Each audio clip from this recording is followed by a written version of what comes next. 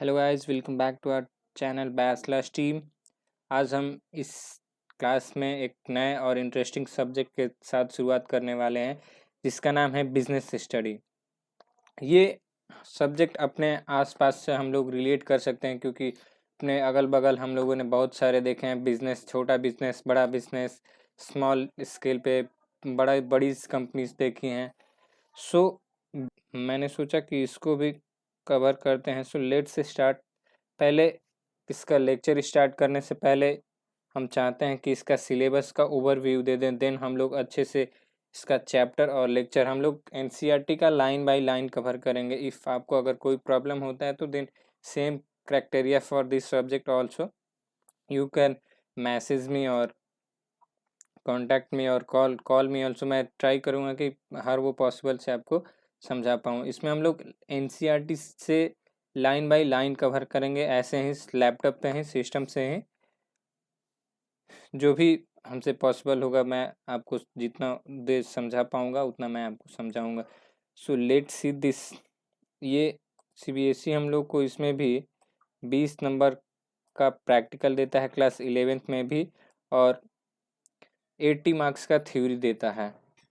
तो 20 marks practical हम लोग को जनरली क्लास 11 में ऐसे दिए जाते हैं, ऐसे ही प्रमोट कर दिया जाते हैं, बट बाद में जाके प्रॉब्लम होता है। 12th में हम लोग को एक ही बार फाइल बनाना पड़ेगा।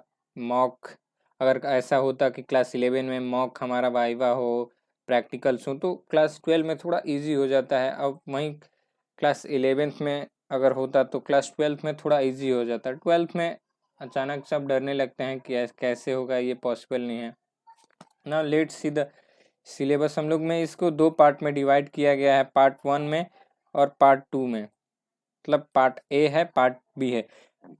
पार्ट ए में हम लोग को 6 चैप्टर दिया गया है, जिसमें फर्स्ट है nature and purpose of business,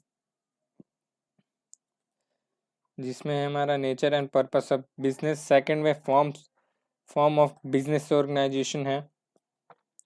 ये दोनों मिलके हमारा 16 मार्क्स का कवर करेंगे। फाइनल एग्जाम में इससे हम लोग को 16 मार्क्स का क्वेश्चन पूछा जाएगा। थर्ड हो गया पब्लिक एंड प्राइवेट हो गया, जिसमें हम लोग पढ़ेंगे बड़ी बड़ी कंपनीज के बारे में पढ़ेंगे। प्राइवेट हो गया अपनी खुद का कंपनीज एंड ग्लोबल इंटरप्राइजेस जैसे एमएनसीज के बारे में इस चैप्टर में हम लोग पढ़ेंगे। बिजनेस सर्विसेज में आता है जो बिजनेस सर्विस प्रोवाइड करते हैं, वो इंटेंजिबल होते हैं, हम लोग छू नहीं सकते हैं उसको, वो सर्विसेज में आते हैं। इमर्जिंग मोड में क्या आता है? इमर्जिंग मोड में आता है कि जैसे कि आजकल जैसे हम लोग पेटीएम यूज़ कर रहे हैं कैश के जगह पे, ये अमेज़ोन वगैरह, फ्लिपकार्ट, स्नैपडील ऐसे हम लोग यूज़ कर रहे हैं, तो बिजनेस इमर्ज करते जा रहा है, डे बाय डे बढ़ते जा रहा है, तो इसका अलग अलग वे आ रहे हैं, हम लोग कंसिडर करते हैं। वहीं इस चैप्टर में देखेंगे, ये दोनों चैप्टर मिलकर ये 14 मार्क्स का फाइनल में पूछा जाता है। जनरली फर्स्ट पार्ट हमारा हाफ ईयरली में पूछा जाता है, और सोशल रिस्पॉन्सिबिलिटी तो आपको पता ही है। बिजनेस एथिक्स, एथिक्स का मतलब हो गया हमारा कि उसका सिद्धांत, उस पे इथिक्स मतलब सिद्धांत हो गया कि हमको ऐसा रूल बना है, इसी पे चलना है।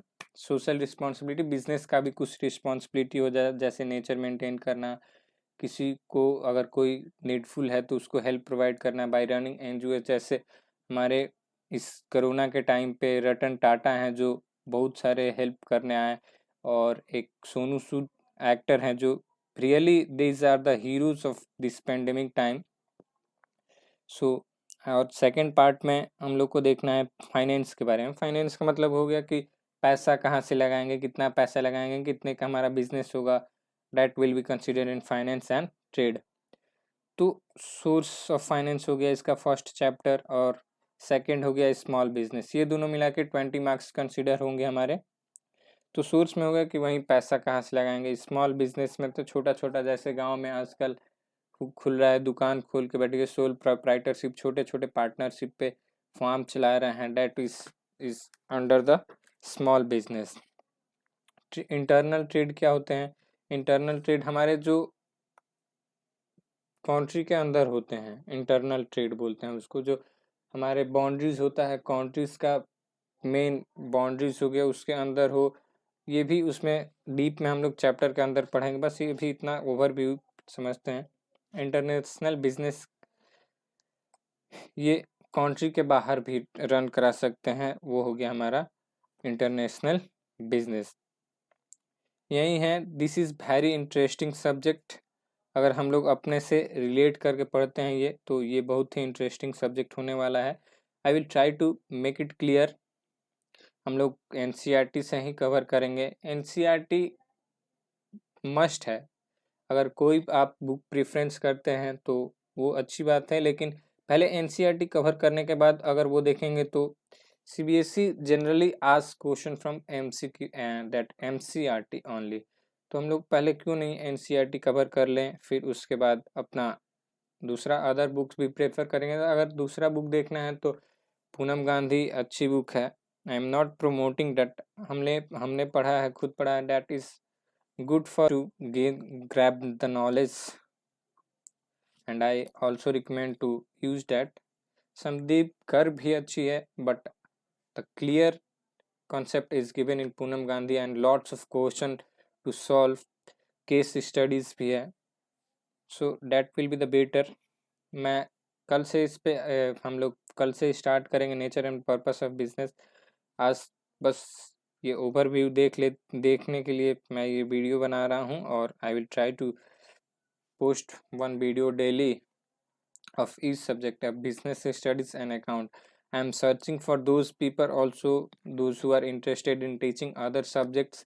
They can also join our channel or teach others by their way, or whatever they like to do, they can join us. Thank you so much for watching. Keep supporting, keep loving. Thank you.